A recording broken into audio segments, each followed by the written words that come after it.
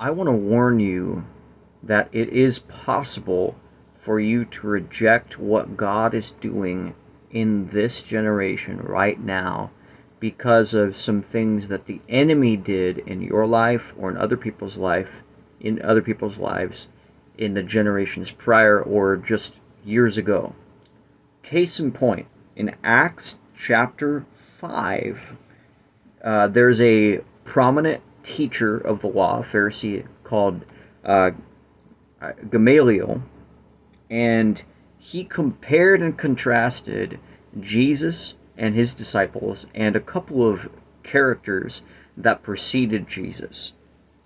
So, a little bit of context. The Pharisees and the Sadducees wanted to kill the disciples.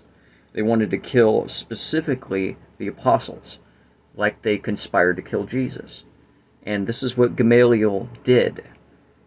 So he got up and he said, "Men of Israel," and this is Acts 5, starting in verse 35. "Men of Israel, take heed to yourselves what you intend to do regarding these men. Some time ago, Theodotus rose up claiming to be somebody. A number of men, about 400, joined him." That's a lot of people. So Theodotus was one guy, and he talks about Judas of Galilee and drew many people.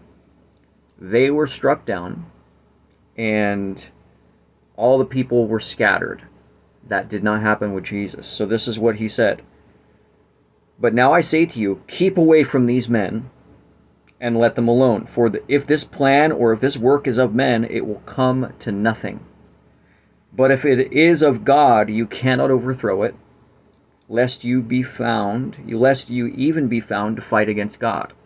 So let me submit to you, if you are fighting some kind of theological camp, of which, for example, I'm a charismatic, I believe in the gifts of the Spirit, if it is of God, you might be fighting against God.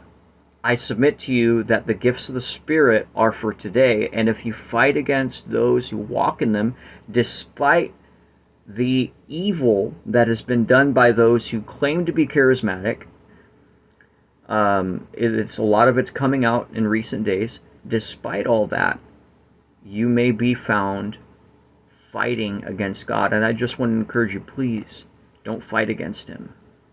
Just discern the wolves from the sheep, or those that haven't repented of their sins, compared with those who are walking faithfully with Christ. Thanks for listening.